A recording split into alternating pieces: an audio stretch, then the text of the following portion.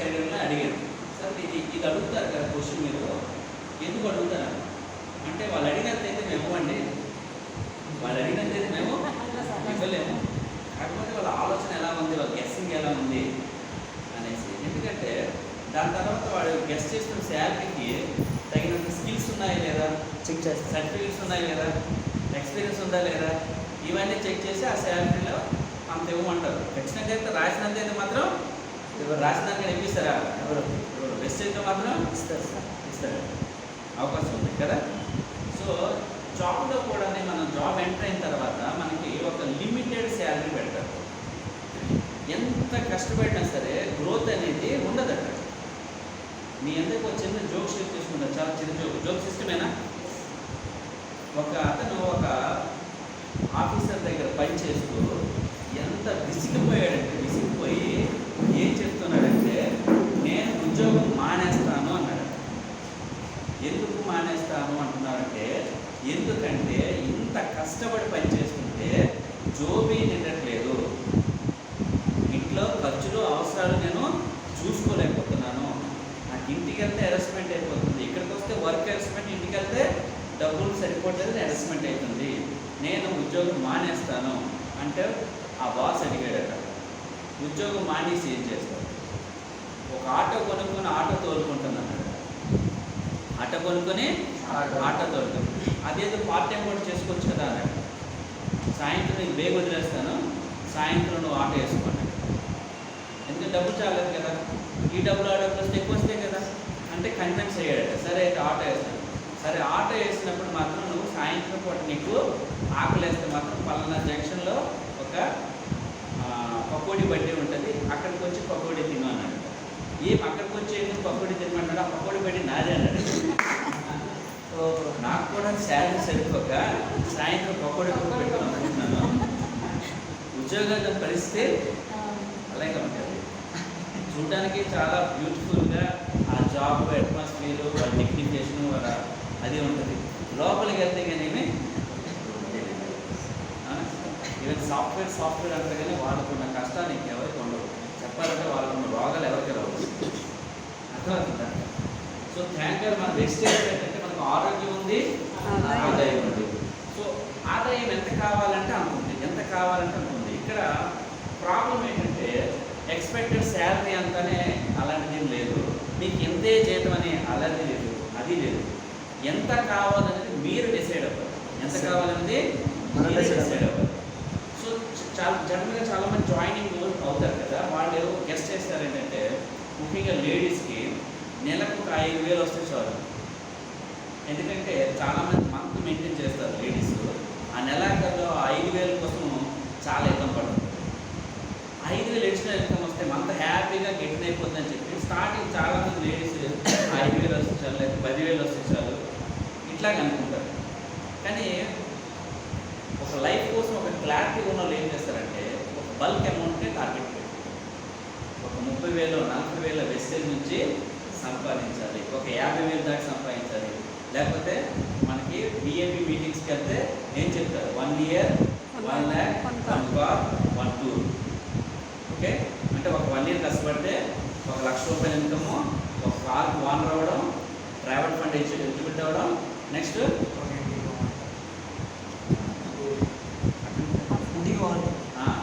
House fund తీసుకోవడం. ఓకేనా? ఎప్పుడైనా మీరు ఆలోచించారా బిజినెస్ ప్లాన్ గురించి ఆలోచించినప్పుడు చాలామందికి ఎలా అనిపిస్తుందంటే చాలా ఎక్సైట్మెంట్ వస్తుంది, చాలా ఉత్సాహం వస్తుంది. చాలామంది ప్లాన్ కోసం బాగా అర్థమైన తర్వాత ఆ రోజు రాత్రి నిద్ర పట్టలేదని చెప్తారు. సార్ నిద్ర పట్టట్లేదు సార్, ఎంత తొందరగా చేయాలనేసి. అవునా సార్?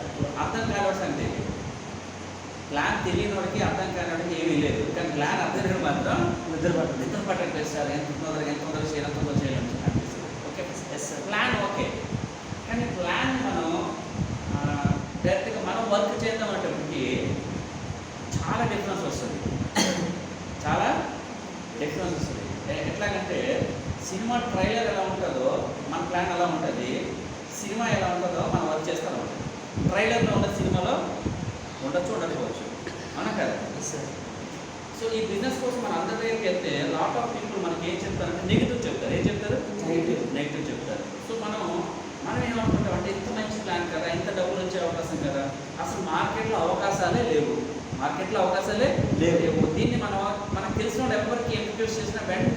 చాలామంది మనకి యాక్సెప్ట్ చేస్తారు, వచ్చి వర్క్ చేస్తారు అని అనుకుంటాం, కానీ అది సీన్ రివర్స్ అయిపోతుంది.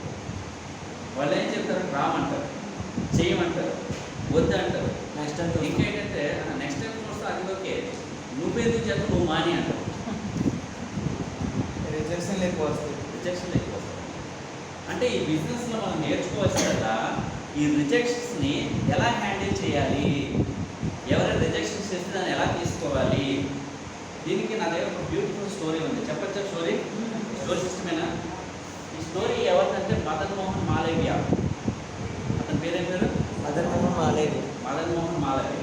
అతను మన ముస్లిమ్స్ హైదరాబాద్ను పాలిస్తున్నప్పుడు నవాబుల్ టైంలో పర్సన్ అనమాట. అతను విశ్వ హిందూ పరిషత్ అనేది స్థాపించాడు.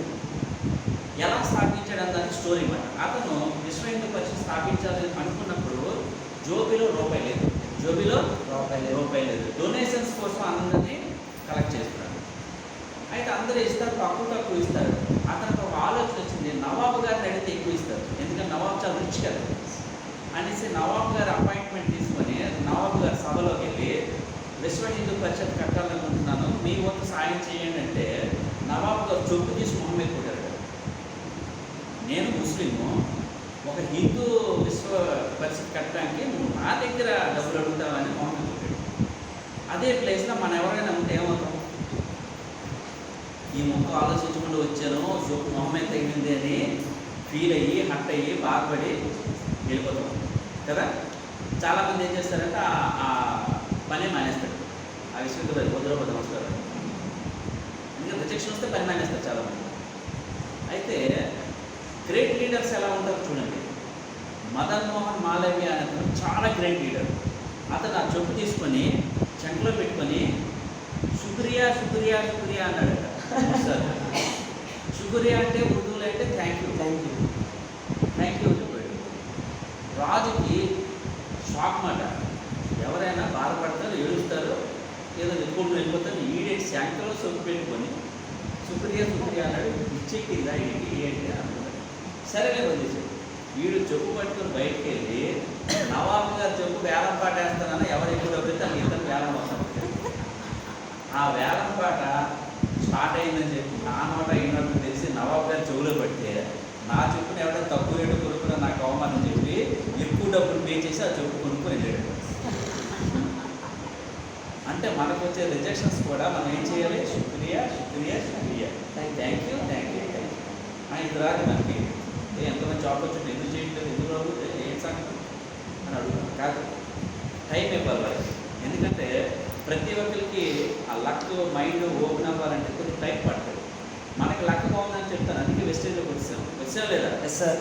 ప్రొడక్ట్స్ వాడుతున్నాం, మీటింగ్స్కి వస్తున్నాం, దీంట్లో ఏదో సాధించాలి, ఒక గోల్, యాంబిషన్, డ్రీమ్ పెట్టుకుని వర్క్ చేస్తున్నాం. మనకి లక్ బాగుంది, వాళ్ళకి ఇంకా లక్ బాగలేదు. సో మీకు ఎవరైనా నో చెప్తే బెటర్ లక్ నెక్స్ట్ టైం అని చెప్పండి. నేను చాలామందిని చూశాను, నేను ప్లాన్ చేస్తే నో చెప్తున్నాడు, నా డౌన్లైన్ ఎవరో చెప్తే ఎస్ అన్నారు. నాకు బెనిఫిటే కదా నా టీంలోకి వచ్చేది.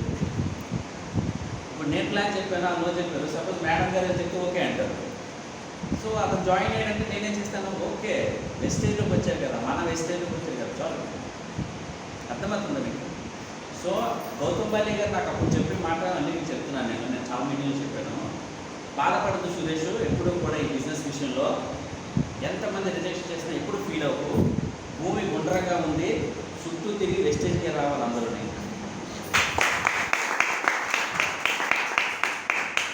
రీసెంట్గా మనకి తెలిసిన ఒక లీడరు మంజునాథ్ గారు అని చెప్పేసి వెస్టేజ్ నుంచి వెళ్ళిపోయి